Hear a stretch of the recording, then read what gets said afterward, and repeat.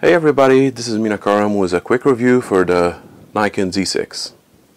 Z6 is a wonderful camera actually. It's have a lot of features. It's get improved from all the DSLR, especially because it's a mirrorless. A lot of good benefits in it, size-wise and weight-wise, especially if you worked before with a beast like the one I have right here. A D850 was a 70-200 millimeter autofocus, the 2.7 aperture, and the FLVR. It's super heavy. So comparing by this, it's that's nothing. It's very light. First of all, like when I get the camera, it's so the lens, they did a little bit improvement actually than what they had previously for all the standard lenses. The lock one was the bottom. I hate it. It's like just hold the lens, turn it, and start working on it instead of having to push the button. It's not very professional. Like the ones they had it on the 1850 or like the, I believe it was the 50-200 or 70-200, something like this. So anyway, so this lens, when you're gonna first get it, they have that's the lock actually. So once you open it, it's gonna tell you, like, before taking the photo, rotate the zoom ring to extend the lens. So it's gonna feel like it's freaking strong at the beginning, but you're gonna have to push it a little bit extra. Don't worry, it's not gonna break. You feel you're breaking it, but it's not. So once you hit the 24, okay, that's the standard lens that came when it was the mirrorless camera.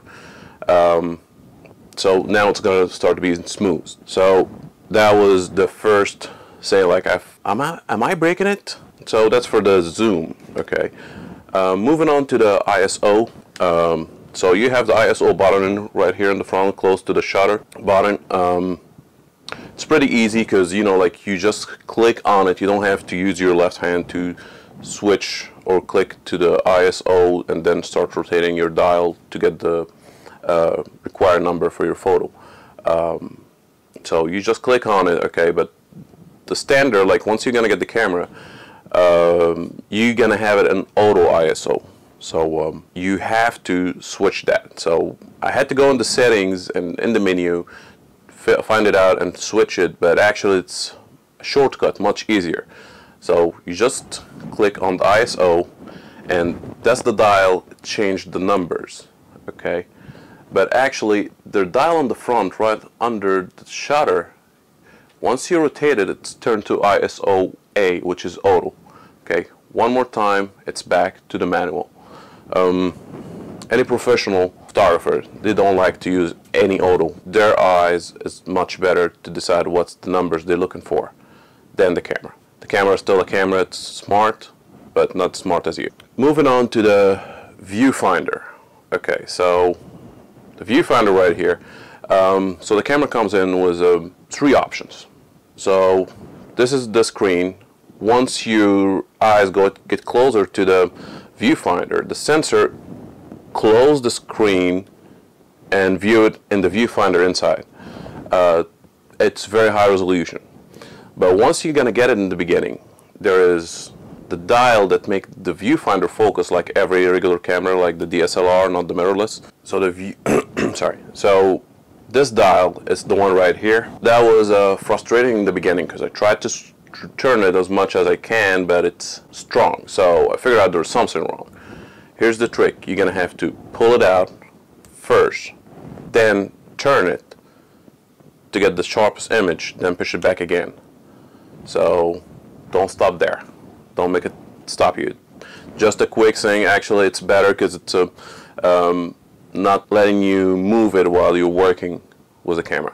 One of the other features I loved it on this camera actually. It's they had, just like the D850, my favorite, the joystick in there to switch between the focus point you're gonna have in your screen. So, like, you don't have to go back and try it. So while you're looking in the viewfinder, you can just move it in, and the red box is going to be moving around till you find, like, the spot, and then you easily click on the shutter to do the focus, and it's there. The touch screen is amazing. So you can just use your touch screen to identify where you want to focus on. One of the things I didn't like them much, I loved it in the D850 and D750, the dual memory. They don't have this one in here. I know like they're moving on to the XQD's memories, so it's more stable, it's faster, much faster, but still I would prefer to have a backup. You never know what's going to happen. My D850, I used to have the XQD, the 128 gigabytes, and I used the SD card like 64, so this way I don't have to switch them both every time. Now here I'm just gonna have one memory and I'm just gonna stick with it. XQD is not cheap either, so it's gonna be a little bit extra. Okay, here's the beauty of it. So once you moving on to the viewfinder, I love it. So if you are not a professional photographer and you have some struggle in the beginning of your career, or like your shots for your family, or like no matter what you're going to use it for, the viewfinder lets you have some benefits like the DSLR doesn't have. So the mirrorless camera, it show you what's going to look like inside the viewfinder, but the DSLR, you're going to have to know the numbers. So let's say when you're doing photography for a long time, so when you're outside, it's sunny, so you know what kind of number you're going to need. You're going to, for example, if you want to need a shallow field of depth, so the F number going to have to be around like 2.8 or 1.8, depends on your lens, how far it can go. So in this situation, you're going to have to lower the ISO and increase the shutter speed. When you do photography for a long time, you don't have to, this number, like you can get it by first shot. You don't have to struggle around to get these numbers by trying every time.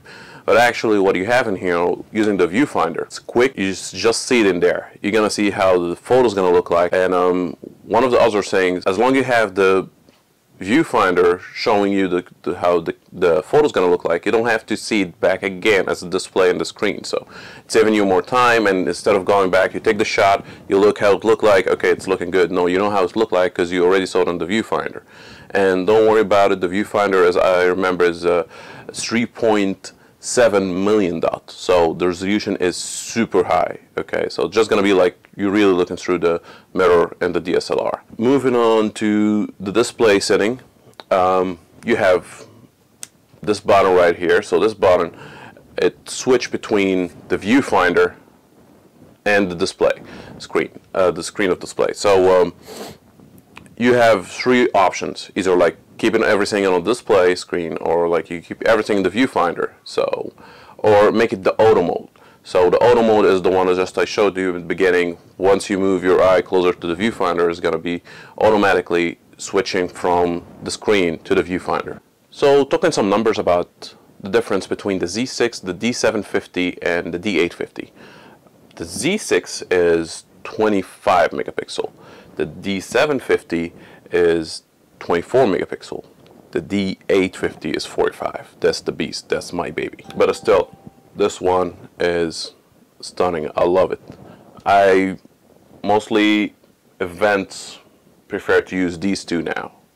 I would pick the Z6 over the D750 for sure. Processor speed on the Z6 is the EX Speed 6. So it's super hot, super fast. Moving on to the D850, it's the 5, and moving on down to the D750, it's the 4. So you're talking about this higher speed, the Z6, then moving on to the D850, then to the D7. Talking about megapixels, so Z6 is 24 megapixel, comparing by the D850 to 45, and the D750 is just 24. So you get the beast, the baby, and D750 is dropping down below. So if you're moving on to get a D750, I would recommend to go to the Z6 right away. ISO range, that's the key, getting beautiful picture. So Z6 and D850, they both don't have a flash. However, the D750 still have a flash because the ISO range on it, it's a little bit low. We're talking about a 51,000 as a range on the top side.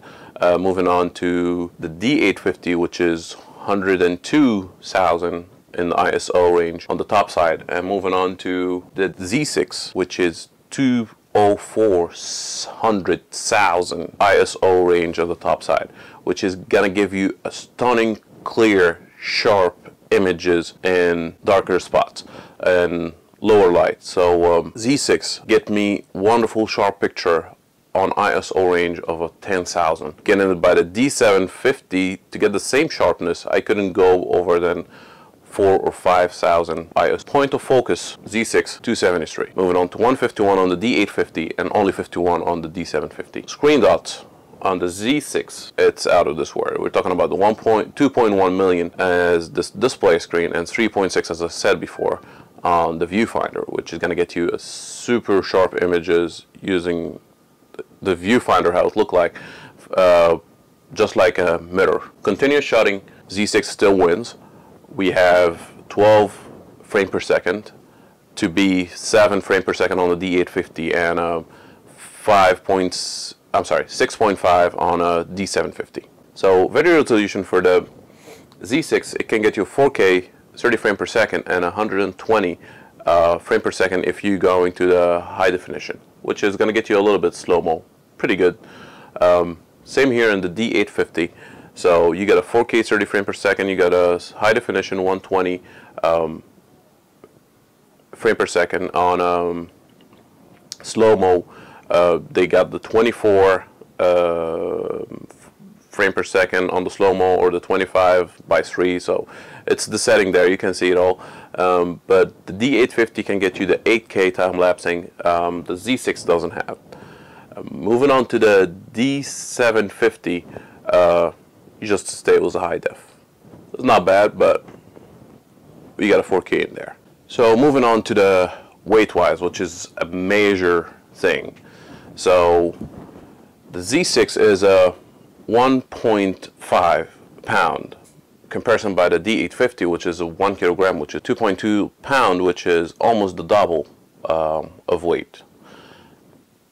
Especially when you have like a beast lens like this on it, which is the total combination of a 5.5 pound in your hand for a full event, like a wedding or an engagement.